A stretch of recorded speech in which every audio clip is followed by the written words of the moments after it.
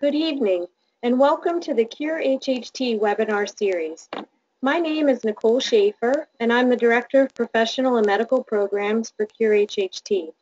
I want to welcome you to this evening's webinar, HHT and PH, Connecting the Dots, presented by Dr. Murali Chakinala. Tonight we will be discussing pulmonary hypertension and how it relates to HHT. First, I do want to mention that we are experiencing severe thunderstorms here in Maryland. So if we lose power during this presentation, we will reschedule the webinar according to Dr. Chakinala's schedule. Tonight's webinar is being recorded and will be posted on the Cure HHT website. Except for the presenters, everyone's phone or microphones are muted during the webinar to help reduce the background noise. On your control panel, there is a section for handouts. Here we've attached 3 PDFs about HHT and PH that you can download and print. These will also be available on the website with the recording. Also, in your control panel is a section for questions.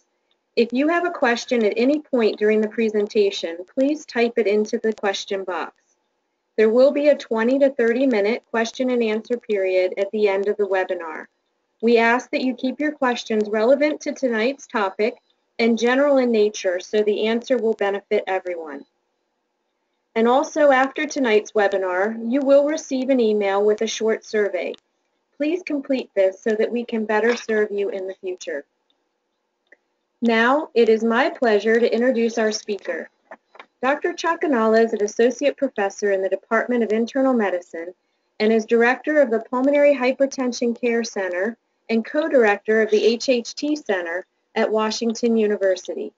He received his undergraduate education at Duke University and then received his medical degree at Vanderbilt University School of Medicine. Dr. Chakinala completed an internal medicine residency at the University of Texas Southwestern and also served as a chief resident. He finished his pulmonary and critical care training at Washington University in 2002 and then joined the faculty. Dr. Chakinala is board certified in internal medicine, pulmonary medicine, and critical care medicine. He is a member of the Scientific Leadership Council of the Pulmonary Hypertension Association, chair-elect of the Pulmonary Hypertension Care Center's Oversight Committee, and member of the Cure HHT Global Research Medical Advisory Board. His interests include clinical management and clinical research in the areas of pulmonary hypertension, pulmonary arteriovenous malformations, pulmonary thromboembolic diseases, and end-stage lung diseases. I now pass tonight's program over to Dr. Chakinala. Thank you, Nicole.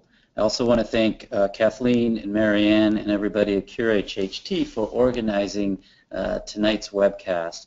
It's a pleasure to be here from St. Louis, Missouri in the United States, and I understand we have a lot of people from all over the country and all over the globe to hear about this topic, and it's really a pleasure to discuss this because it allows me to talk about the 2 areas that I'm most interested in, which is HHT and pulmonary hypertension.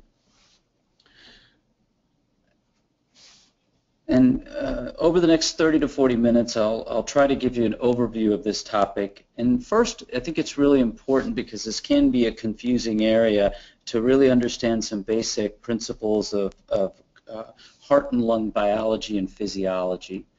And we have a diverse audience tonight, including patients, family members, and caregivers, as well as medical professionals. So I'm going to try and cover some basics to get everybody up to a plane that hopefully can understand this topic a little bit better. Pulmonary hypertension is a problem that really affects 2 vital organs in our body. First, it affects the heart, or the circulatory system. And the role of the heart in the circulatory system is what's known as circulation, and that's to conduct blood throughout the body in order to deliver the necessary nutrients to all our organs and tissues. The other organ that's affected are the lungs, or the respiratory system, and they're involved in what's called respiration, and that's the movement of air in and out of the body in order to exchange or get rid of carbon dioxide and take in oxygen. these two systems and these two organs have to work together for our bodies to function at all times. And accordingly, our bodies have been created such that the heart and lungs play in a central position in our body right next to each other. And in this cartoon, you can see the heart is in the middle and the two lungs on either side. And that allows for an intimate relationship between the heart and lungs. And that's something critical to understand when thinking about pulmonary hypertension. If you take a cutout of the heart, it's important to really understand that there's kind of two parts to the heart. We consider a right side of the heart, which is what's shown here in blue, and then a left side of the heart, which is shown here in pink. And you might think, well, what's the big deal here? It's just two parts of the same organ. Well, these are really two independent systems that are next to each other, but really work in series, if you will. And I'll expand on that more in a second. But it's really important, again, when we think about HHT and pulmonary hypertension, to keep in mind that there's a left-sided part of the heart and a right-sided part. And then some other basic concept to understand is what I call hemodynamics, and that's understanding the numbers and the physiology in the circulatory system. We measure pressures inside the blood vessels in any part of the body, including the lungs, and those are called the pulmonary artery pressures. So you have a pressure inside the circuit, and then you have blood flow going through that circuit. And when we talk about blood flow in the body, the term we really use is called cardiac output. And so when blood flows through a system, there's a pressure generated. And the relationship of that pressure generated and the flow of blood is symbolized by what's called a vascular resistance. And this is an important concept to keep in mind, that pressure divided by flow leads or determines the vascular resistance. Well, what should normal pressures in the lungs look like? In a normal individual, the systolic pressure, or the top number in the lung, should really be under 35 millimeters of mercury. And the average pressure should be under 20 millimeters of mercury. Now, as everyone gets older, your pressures rise a little bit inside the lungs, but it really should stay quite low. And if any of you keep track of your blood pressure in your arms, and when you go to the doctor, you realize that normally the blood pressure in the rest of your body is much higher than the pressures in your lungs. In addition, the vascular resistance, and again, that's the pressure divided by blood flow, the vascular resistance in the lungs normally is extremely low. It's a low resistance circuit, and we measure that in something called Wood units. And Wood units in the lungs should really be less than 2 or 2 at most. So I mentioned this earlier, that when we think of the heart and the lungs, we really think of two systems working together. And I like to tell patients in the clinic, it's like a relay race, or where a baton is handed off from one person to the next. So imagine yourself, you're a red blood cell in your body. You come back to the heart after traveling to a distant organ, and you're in the right side of the heart, and that blood then gets pumped through the pulmonary arteries, goes out to the lungs, and then it comes back from the lungs to the left side of the heart. So in essence, blood is passed on from the heart to the lungs and back to the heart, and that's that relay race that I was talking about. Well, there's two circulations here, and one is the pulmonary circulation, and that's the blood flow through the lungs. And blood gets pumped by the right ventricle, which is right here, and it delivers oxygen that's very low in delivers blood that's very low in oxygen to the lungs, where then as it travels through the lungs, oxygen gets put into the red blood cell, and now it comes back to the left side of the heart. And when it comes back to the left side of the heart, it's full of oxygen and gets pumped out the aorta all over the body, again, rich in oxygen.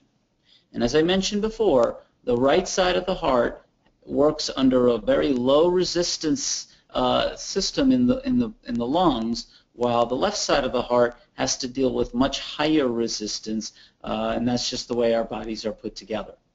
And when there's a problem in the lungs and pulmonary hypertension, as we're interested in today, as you might imagine, it causes failure of the right side of the heart, or what we call right-sided heart failure. So I know this is really confusing and a bit technical, but just keep in mind that it's really two different circulations that are working in series, and in pulmonary hypertension, we have a problem at the level of the lungs, which can cause right-sided failure. So what is pulmonary hypertension? It's, again, when the pressure is high in those blood vessels of the lungs that are responsible for taking or transporting the blood from the right side of the heart to the lungs so that oxygen can be picked up. And when you have pulmonary hypertension, you have impairment of flow of blood between these two organs. Therefore, the flow of blood is affected to the rest of the body. And it also limits how much oxygen you're actually utilizing, even though you've breathed it into your lungs. And it's really important to understand that you can get pulmonary hypertension from many different ways. And that's really critical to understand for HHT patients, as we'll talk about. And to try to help bring that point to bear here, I want to go over this one cartoon. Imagine that all the blood vessels of the lung are symbolized by this little tube right here in the middle of this diagram. And blood is flowing through that tube. There's a pressure as blood is entering the lung, and that we'll call the pressure in the pulmonary artery or lung pressure. And then there's a pressure after the blood leaves the lung and goes back to the heart, and that's the pressure in the left side of the heart.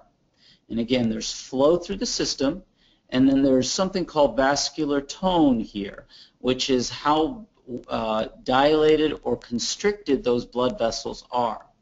And you can develop pulmonary hypertension from a problem in any of these measures. For instance, if the pressure in the heart itself after the blood goes through the lung is high, that causes pressure to back up into the lungs and makes this pressure or the lung pressure go up. If you have a lot of blood flow through the lung, more than you normally would, something, as you'll learn about, can happen in HHT, the capacitance of the system is overcome, and that can also increase the pressure in the lung. And then lastly, if something affects the vascular tone, making the blood vessels much more narrowed, or the lumen, the inner part of the blood vessel, much more tight, and the flow of blood through the lung, the pressure is going to go up. And again, resistance is the ratio of that pressure in the lung divided by the flow. And that's critical to know in HHT, whether that resistance is high or not, because that's two different types of pulmonary hypertension. How do we measure pressures in the lungs and determine if someone might have pulmonary hypertension? Well, let's just talk about the tools we have. Well, the first important study is the echocardiogram. And HHT patients are very well versed in the echocardiogram, because this is how we do the bubble study in terms of screening for lung AVMs. Well, the echo is essential for other ways in HHT as well, too.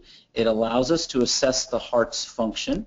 And as you can see in this movie, this is a fairly normal echo. You have the left side of the heart right here. This is the valve that separates the bottom and the top part of the heart on the left side.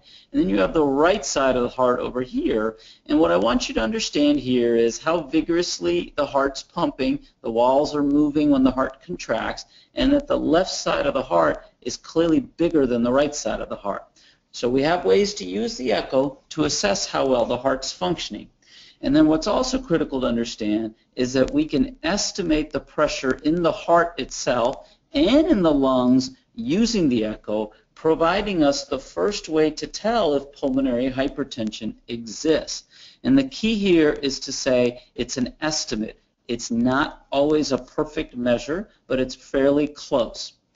The other thing I want you to take away from this is that the echo is good at estimating the pressure, but other things like estimating the flow of blood, it's not as good at, and therefore the echo, it doesn't always answer the question about whether pulmonary hypertension is there or how severe it is. And that's where we do the heart catheterization, or that's where we rely on the heart catheterization. This is a low-risk percutaneous procedure, so it's a procedure where we don't really have to do any major surgery, but a catheter is introduced through the skin right into a vein in your body, typically in the leg or maybe in the neck. Here's the catheter shown right here. The far end of the catheter is over here, and then the part that's closest to the physician who's doing the procedure will be over here on this side.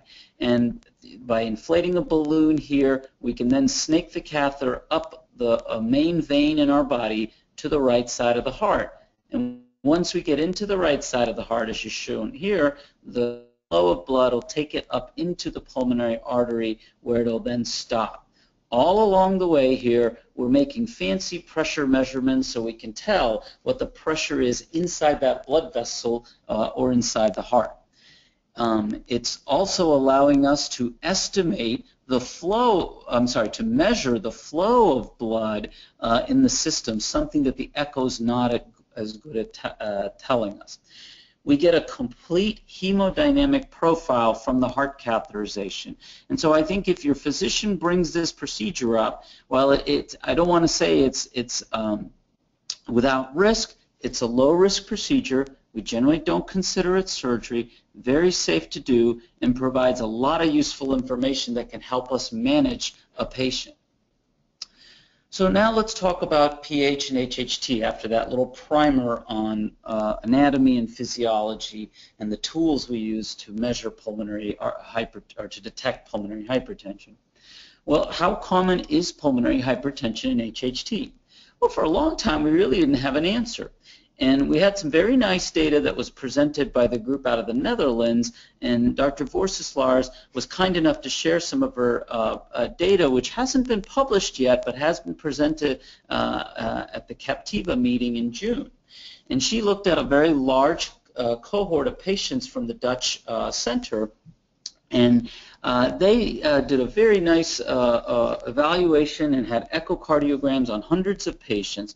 And when they had reliable images from the echocardiogram, they could estimate that about 11% or so of HHT patients, so a little more than 1 in 10 of their patients, were suspected of having pulmonary hypertension.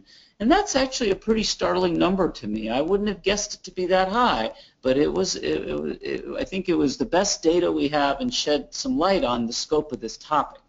When they looked at HHT1 patients, these are the folks who have endocrine mutations, that prevalence was a little lower, about 8.7%, while HHT2 patients who have ALK1 mutations, which we really now call ACVR1 mutation, the prevalence of pulmonary hypertension is considerably higher and about 18%. And I'll get back to that in a second. And one of the most important risk factors for having pulmonary hypertension in HHT is if you have AVMs in your liver. So now I want to talk and spend a lot of time helping you understand that there's really two main types of pulmonary hypertension in HHT. First and foremost, there's the high output heart failure or high output type of patient who has pulmonary hypertension. And I call this the overworked heart. Here the pressures in the lungs are elevated, but it's really a passive problem, meaning that the pressures are elevated because the real problem is in the heart itself. And in the left side of the heart, the pressures go up, and that's because of increased flow through the whole circuit. And it's that increased flow and the pressures being high in the heart itself that causes some elevation of pressures in the lungs. The other kind of pulmonary hypertension is much rarer, but also very serious. And this is pulmonary arterial hypertension. And this, in its purest sense, is a problem of the pulmonary vessels itself. The blood vessels in the lung is where the problem is emanating.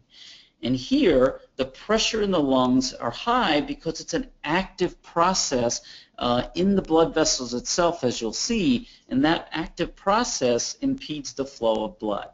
So this slide just introduces this idea. We're going to talk more about these two different types. Well, to talk about the high output type of pulmonary hypertension and high output heart failure, you have to first understand how liver AVMs or hepatic AVMs play a role in HHT patients. We know now that if you go screening all HHT patients with well-done CT scans or perhaps echoes, you're going to see vascular malformations in the majority of these patients. It's much more common in the HHT population, the ones that have ACVR1 mutations. But thankfully, only a minority of HHT patients have problems that are clinically relevant when you have these kind of liver AVMs. And by far and away, the most common clinical syndrome with these liver AVMs is the high output failure of the heart and pulmonary hypertension that results. And this is, you might answer, well, how is the liver affecting these two central organs? Well, in this cartoon, you can see the liver sitting right here under the lungs and the heart. And there's an intimate relationship, and the blood flowing through the liver dumps right into the heart.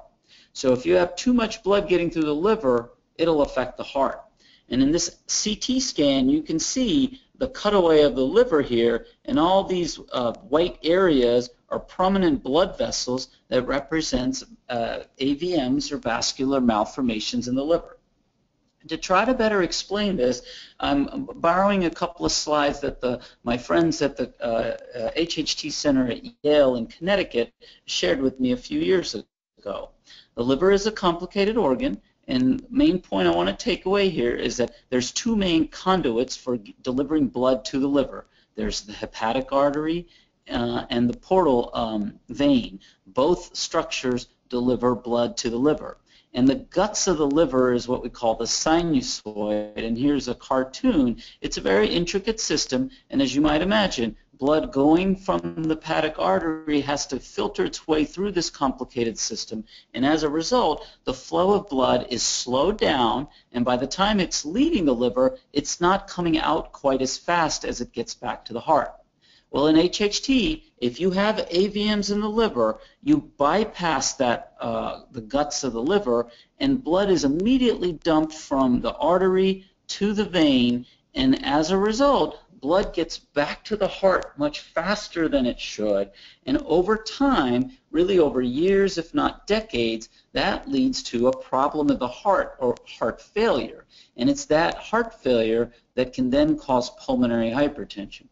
And so if we go back to our earlier cartoon, when you have liver AVMs dumping a lot of blood to the back to the heart, the pressures in the heart eventually go up. There's a lot of flow in the system, and as a result of these two problems, the pressure in the lungs itself can get passively elevated. And that's one important form of pulmonary hypertension. And again, our friends in the Netherlands suggest that this is a fairly a more common form of pulmonary hypertension than what we had previously suspected. Here's an echo of a patient who has this type of high output situation. First thing I want you to notice, if you can remember that image from before of a normal echo, in this case, this left ventricle, the main pumping chamber of the heart, is enlarged. It's bigger than the normal heart. And when you see it, it's beating fairly vigorously. In fact, the two walls of the chamber are almost touching each other. And in the right side of the heart, the chambers aren't really enlarged yet, and they're still moving fairly well. So this is a heart that's undergoing a lot of extra blood flow and coping with that by pumping harder and enlarging or dilating.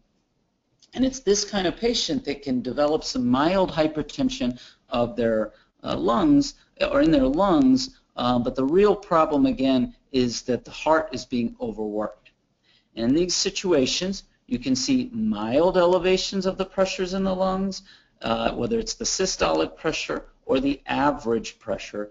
but the resistance in the lung really doesn't go up much. It's still either normal or maybe just a little abnormal. Well, how do patients feel when they have this type of problem with a high output state and high output heart failure and can get pulmonary hypertension as sort of a secondary problem? Well, they feel tired. It's like they're always running a race. They can feel short of breath, and as a result, they're able to do less than they would otherwise be able to, or they have decreased exercise tolerance. A lot of times patients describe what we call palpitations. They feel like their heart's beating out of their chest, and sometimes it can even be an irregular heartbeat. And when heart failure ensues, you can start retaining fluid in places like your legs and your abdomen, and that's a serious issue. Well, what can trigger the heart failure? In other words, what can take somebody who's been like this for years and maybe compensated and develop decompensated heart failure and maybe get hospitalized? Well, if you have severe anemia, whether it's from nosebleeds, bleeding in your GI tract, or and this can be compounded by low iron levels. Well, that anemia adds another stressor and another thing that induces your heart to work harder than it should. Arrhythmias, irregular heart rhythms that can develop, things like atrial flutter, atrial fibrillation. So now it's not just a pumping problem, it's also an electrical problem in the heart, and that can tip people over into overt heart failure. You can have other common problems that anybody without HHT can get. You can have blockages in the arteries that take blood to the muscle of the heart, and if you're overworking your heart already from anemia and too much blood coming back, and you have insufficient supply of blood and nutrients to the muscle of the heart, that can precipitate heart failure. And then if you get leaky or tight valves in the heart, it's just another problem that can, another stress on your heart that can really set a patient back in terms of symptoms and their clinical course. Well, how do we manage this type of situation and the pulmonary hypertension that can develop? Well, we heavily rely on medications called diuretics, and we're trying to remove any extra fluid in the body to take that workload off the heart. And by doing that, we can dry out the lungs and lower the pressure in the heart, and people often feel significantly better. We also want to minimize the effects of anemia, so we try to control bleeding, whether it's from your nose or GI tract, and we transfuse as we have to, and most importantly, we want to make sure your iron levels are good so you can make your own red blood cells and not have anemia further complicating the situation for your heart. And then if you have a heart rhythm problem, we try to get your heart rhythm back in sync with either medications or maybe even shocking your heart so that it can handle the extra workload better. And then what about medications? So now, instead of focusing on the heart, is there something we can do with the liver? Can we shrink those liver AVMs down? Well, we sometimes use a drug called Bevacizumab, or many of you know as Avastin, and I'll touch on that in a second.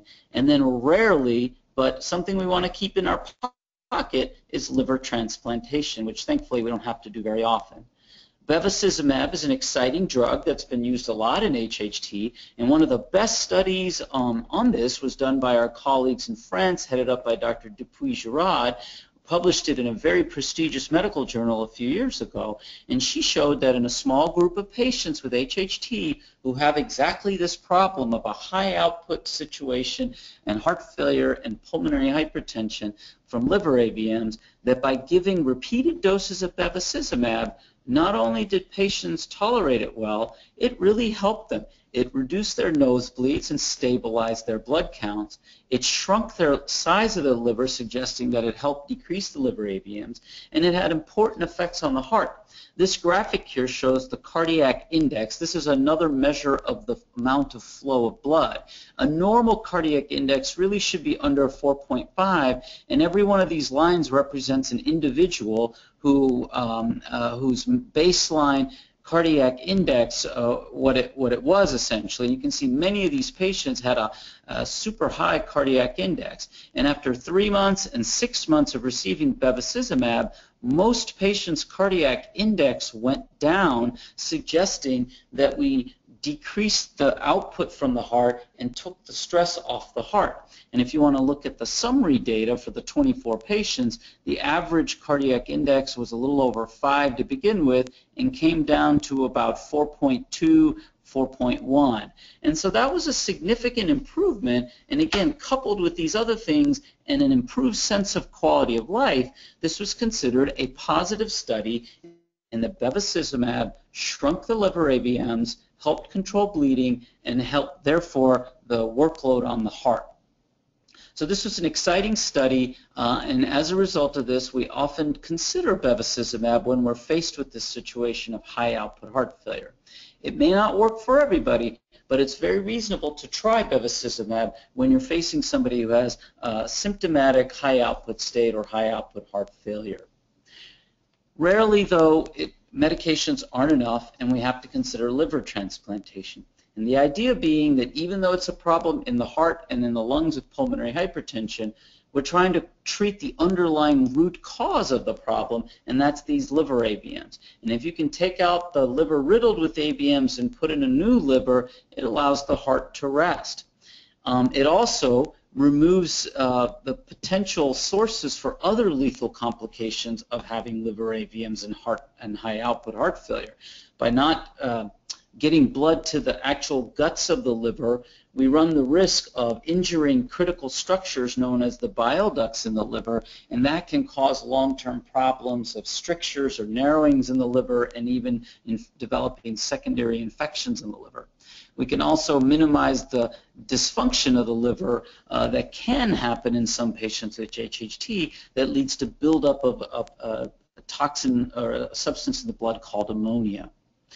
But liver transplantation is not a simple procedure, and there are certainly risks involved of the surgery, and then even if you survive the surgery, you then have to take immunosuppression medicines the rest of your life to prevent your body from rejecting that organ.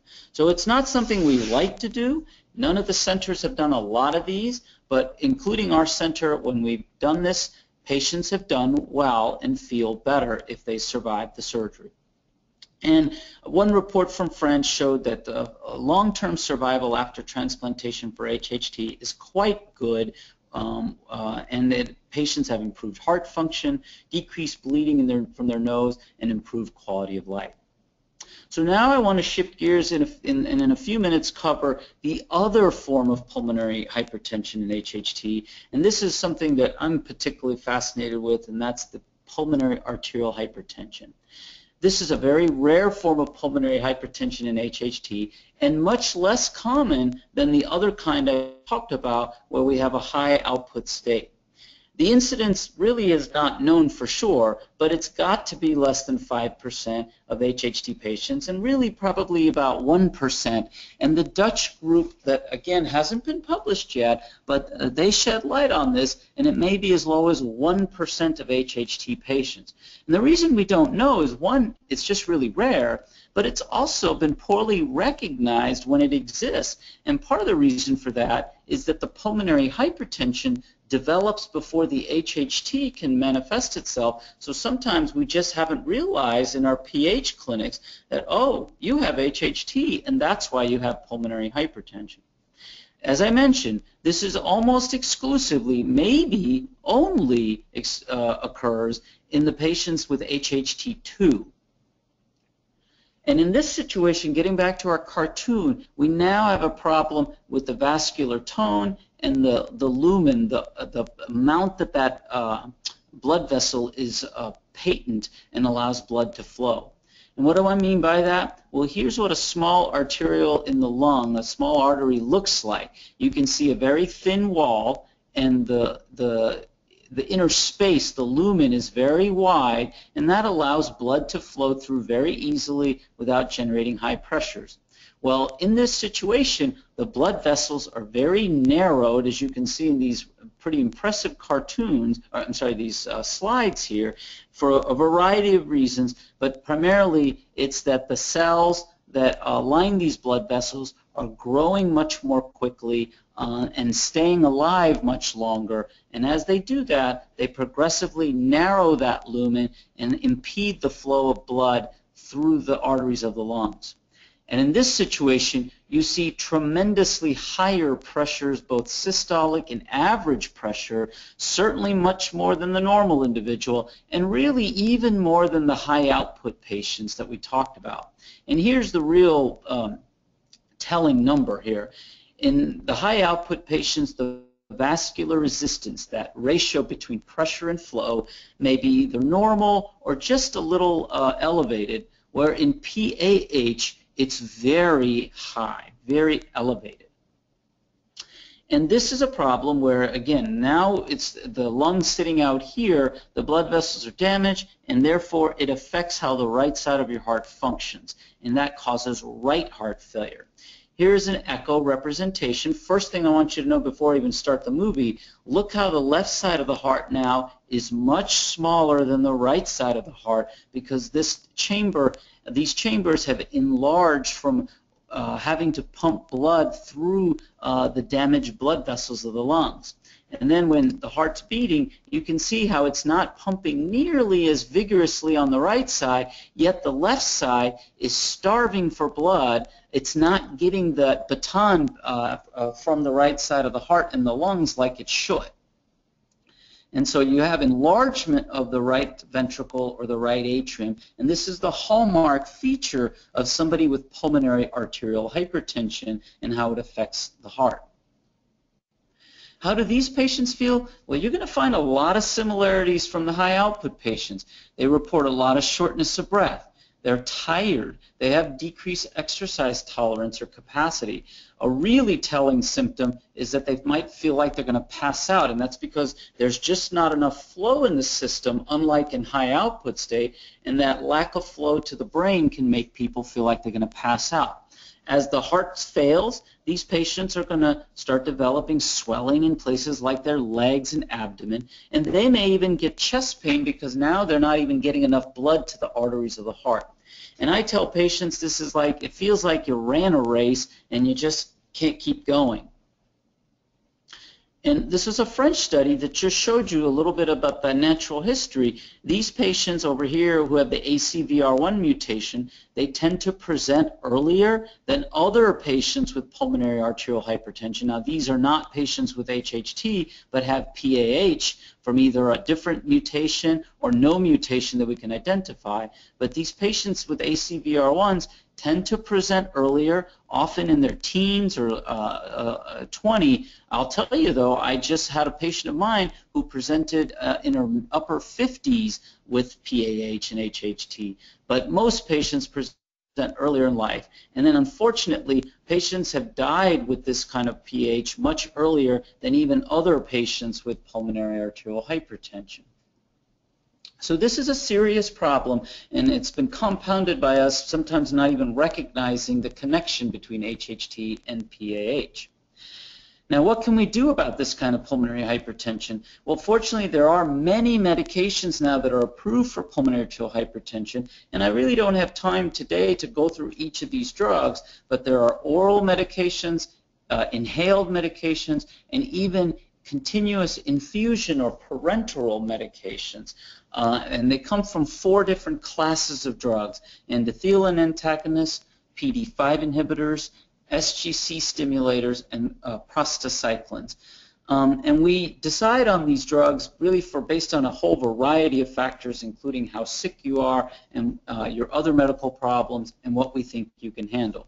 It's important to understand, because HHT-associated pulmonary arterial hypertension has been so rare, we have very little to no experience with any of these therapies in HHT-associated PAH, and it's really, there have been no clinical trials, but a lot of small case reports and individual experiences.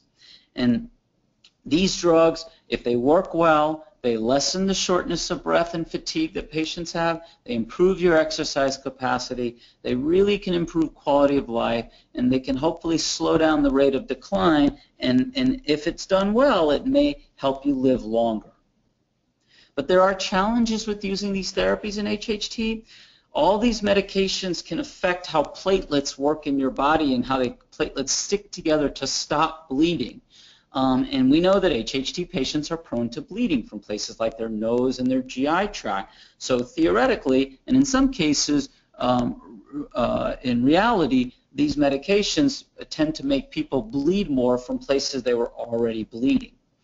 They will increase the cardiac output, the flow of blood, which is a good thing because that is how we help patients with PAH feel better. But as we pump blood more through the system, there are going to be more going through the telangiectasias of the nose and skin, and that's how bleeding can be promoted. And then if you are on the more advanced therapies where you have a catheter delivering that medicine right into your blood vessels, if those catheters get infected, that is really poorly tolerated in HHT patients, so we have to be real careful about how we use these medicines. In addition, the controversy of, well, how do you treat AVMs in the lungs if you also have severe pulmonary hypertension? And I'll just touch on this because it's controversial on when you embolize somebody. If we don't embolize somebody, there may be an increased risk of that AVM rupturing because of the high pressures in the pulmonary arteries. But if we embolize, especially a large AVM, even that little bit of change in the pulmonary arteries might lead to increased resistance in the rest of the lungs, and therefore the pressures may rise even more. So the timing of when to embolize somebody's lung AVMs, if severe pulmonary hypertension also exists, is really a challenge and something we don't have great guidance on. And I think it really calls on a joint conversation and expert management from experts in pulmonary hypertension, as well as the HHT experts who treat pulmonary AVMs. And we try to time the embolization optimally. And I think a general principle is to try and treat the pulmonary hypertension, get the pressures down if possible, strengthen the heart function, and then quickly embolize somebody and being prepared for consequences of the embolization. So to finish up and then take your questions, I want you to go home with a few points in mind. Pulmonary hypertension is not as uncommon in HHT as we once thought, and the Dutch are providing some great evidence of that. It clearly is more frequent when you have HHT2, and a risk factor appears to be liver AVMs. Symptoms of pulmonary hypertension can really mimic a lot of other things in HHT, like if you just have severe anemia from bleeding, or if you just have pulmonary AVMs, shortness of breath and fatigue can be the manifesting symptoms, and that's also the case in pulmonary hypertension or a high output state. So it's really tricky, and it's important to carefully consider all possibilities. As I've spent a lot of time today telling you, there are two main forms of PH and HHT. First form, it's more of a passive problem, and really it's high output through the heart and heart failure that can lead to some mild pulmonary hypertension. But the more deadly form is pulmonary arterial hypertension, which thankfully is much less common. It's important that anytime PH is encountered in HHT, the patients have a thorough workup, and typically that involves a heart catheterization to get an entire hemodynamic profile, so we know the pressures, we know the flow, and we can calculate the resistance.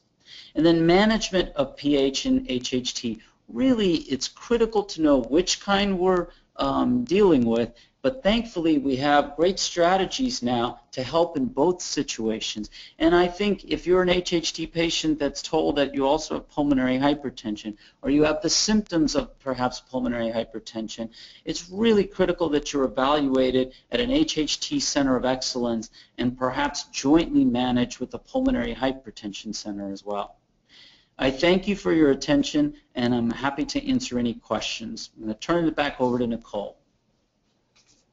Thank you, Dr. Chakinala, for a very thorough overview of how HHT and pulmonary hypertension can be connected. Before we begin the question and answer period, I just want to remind everyone that there is a section in the handouts on your control panel where you can download 3 HHT and PH handouts. And so our first question of the evening is, does a PFO increase risk of PH? That's a I'm sorry, Nicole. The Does question was what? PFO increase risk of PH? Okay, thank you. That's a great question. And for those of you who don't know what we mean by that, I'm going to go back a few slides just to go to my cartoon here. So a PFO is an abbreviation for a patent foramen ovale, and it's just a simple little connection, or what we often call a hole in the heart, that we're all born with. And if you will, it's hard to see in this cutaway, but the top of the heart, there's two chambers called the atria, and after birth, the communication between those two chambers closes in most individuals, but in some people, it stays open.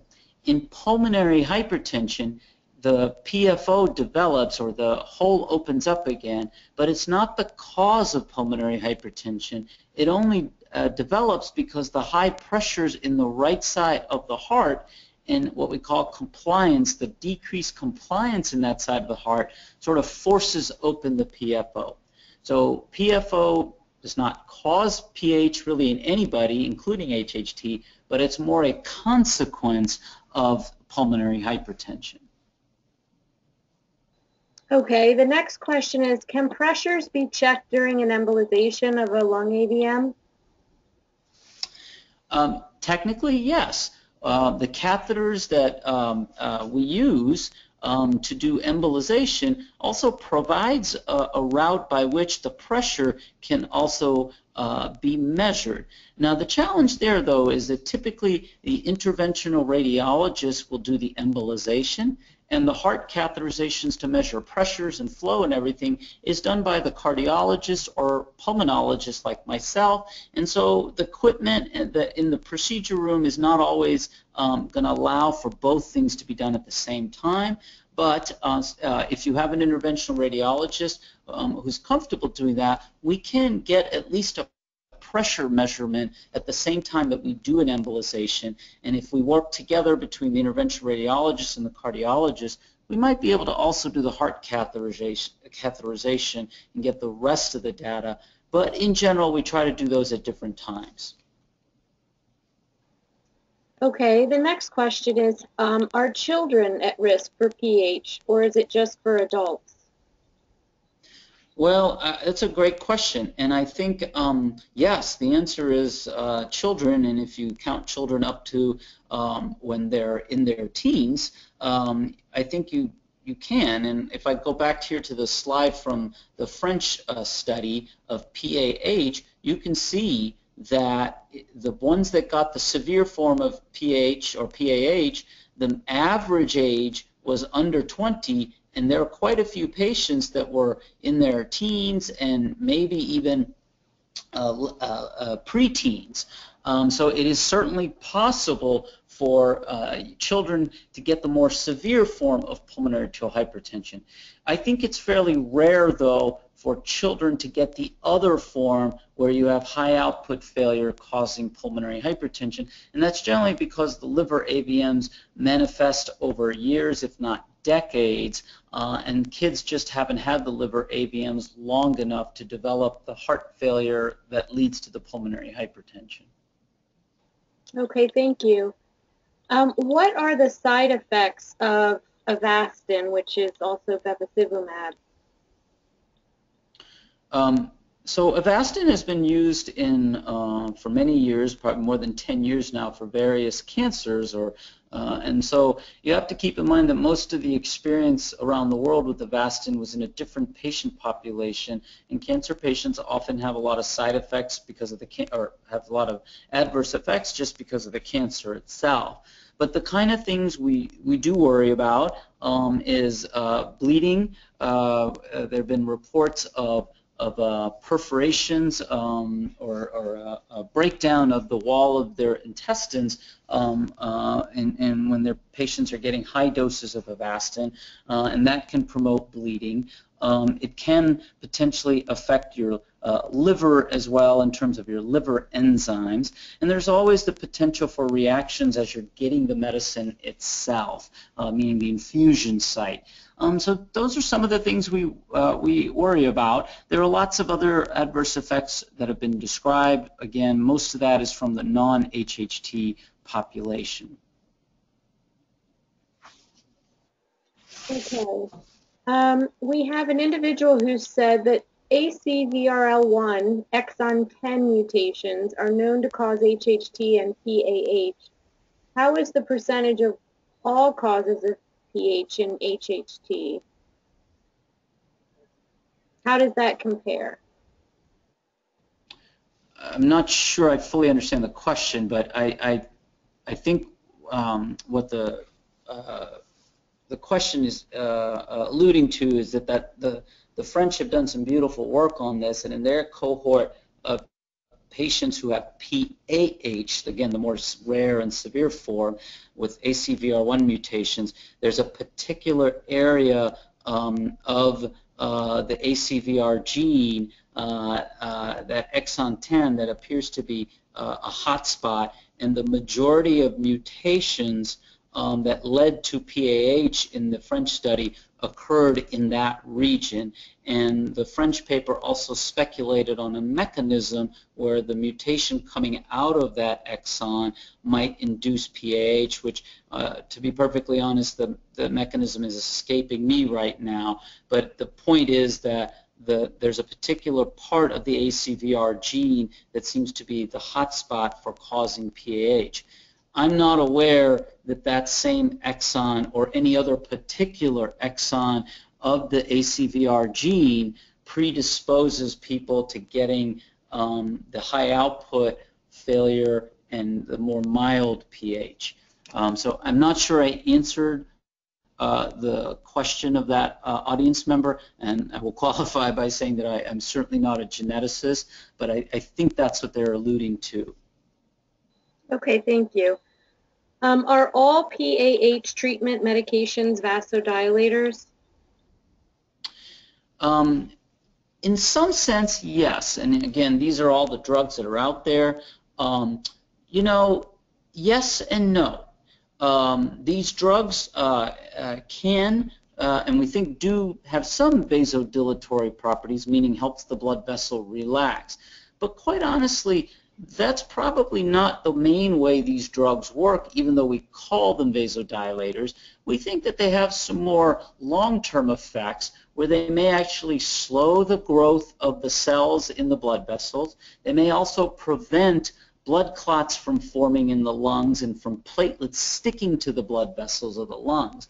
And the reason we say that is none of these drugs, or hardly any of these drugs, work immediately or in the first few days. They typically take weeks and months to exert their effect, and that's why it's probably more than just vasodilation, but I think it's still fair to say that there is an element of vasodilation in these drugs. Okay. Is an enlarged heart a symptom of pulmonary hypertension? Yes, and typically a dilated or enlarged heart goes hand in hand with pulmonary hypertension. But even there, it depends on which type of pulmonary hypertension and therefore which side of the heart we're really dealing with. Again, if we're talking about the more common high output state, the side of the heart, as I showed you in that second echo, is what gets dilated, again because the heart is receiving so much extra blood and trying to process that blood, it dilates to accommodate all that blood coming back from the liver. And so there, the heart enlarges on the left side. But in PAH, where again the problem is an active issue at the level of the lung, the blood vessels in the lungs, it's the right side of the heart that dilates as it's struggling to work in pumping blood through the pulmonary arteries. Okay, thank you. Where is the best place for a 10-year-old, or let's just say a child with PAH, to be tested and treated? I presume we're talking about a child with HHT and PAH. Yes, I would presume. Yeah, so I think there are quite a few pediatric pulmonary hypertension centers in our country. Usually they're at larger institutions, and there are sources on the web to find those kind of places.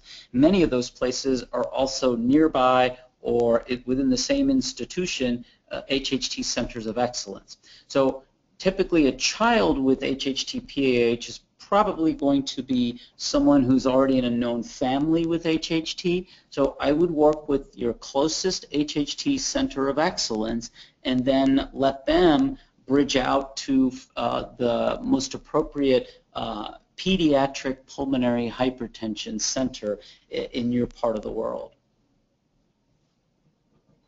Okay. Can an HHT patient manifest a PAH even though no other family members have been diagnosed with it? Great question, and I think the answer would probably, I feel confident saying yes. Now, that's just based on the general understanding that each member of a family with HHT, even though they have the same mutation, can manifest in different ways. Some people in the family have AVMs in their lungs that are really bad. Some have AVMs in their liver that are really bad. Some just get really bad nosebleeds. So just based on that principle, I don't think we can say that just because one individual has PAH in the family that everybody else is going to get it too. But it's certainly possible, and especially getting back to that question about the exon 10 in the ACVR1 gene that was posed earlier, if that same mutation and that exon, that area of the gene is a hot spot as we think, it's certainly possible that the risk of having PAH in a family where already one person has PAH is probably greater than just the general HHT population. Okay, thank you. So we have a question about asking what the effects are of menopause on PAH. Yeah, that's an interesting question, and to be honest, we don't know, because if you take away the HHT, just PAH in general, we don't know the effect of menopause is, although there's some speculation and interesting work that the sex hormones and estrogen is a big driver in who develops pulmonary hypertension in the first place. But we just really don't have enough information in PAH to say that once you go through menopause, maybe the pH isn't as bad. And so certainly in HHT, again, where the PAH is so rare, we don't have enough patients to know that going through menopause increases or decreases the risk of getting PAH. Okay, and this is our final question for the evening. PAH is well funded for clinical trials, and one of our participants would like to know how we can encourage more funding for HHT trials in relation to PAH. Yeah. Oh, that's a great question, and it would clearly take more than just me to try to answer it. You know, I think that what we can do as an HHT community to try to help foster that is to be more educated about this topic, encourage our HHT practitioners and the general medical community to look for these problems when patients have the symptoms, put together excellent, epidemiologic data on how common this disease is, understanding the natural history. And I've referenced many times tonight the work that the Dutch have done. The Yale Center has done some very nice work on this.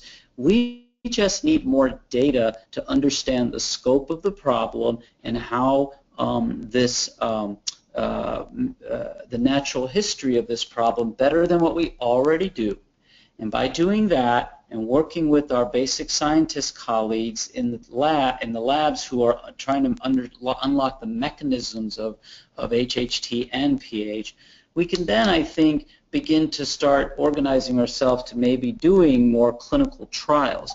I'm especially or I'm more confident that that day could come for the first kind of PAH.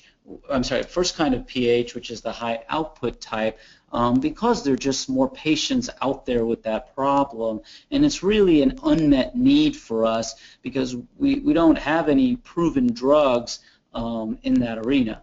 In PAH, even with HHT, while we may not have clinical trials, and we probably never will for that population because it's so rare, we're at least blessed that we have lots of drugs available already that we can use for those patients.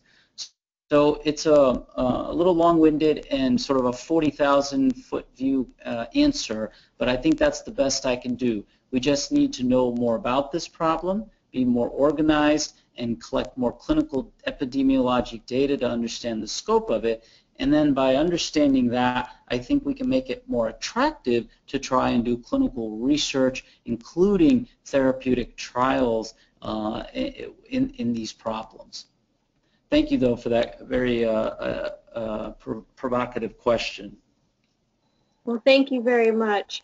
And I would just like to say that the Cure HHT is in the process of developing an outcomes registry, really just to acquire that knowledge. The registry is done and it's going into beta testing, and we need funding so that we can have our centers involved with entering data for their patients, so that we do have more information on topics like this, and that we can promote clinical trials and research.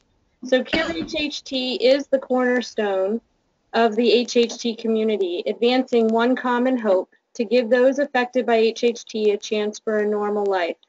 This webinar series is just one of many ways we accomplish this mission. Please consider donating to Cure HHT to keep this initiative moving forward. You can visit our website at www.curehht.org. Please remember that this webinar has been recorded and will be posted on our website under the Resource tab. And after tonight's webinar, you will receive an email with a short survey. Please complete this so that we can better serve you in the future. Thank you to everyone who attended tonight's webinar. We truly appreciate your participation. Hope you enjoy the rest of your evening. Good night.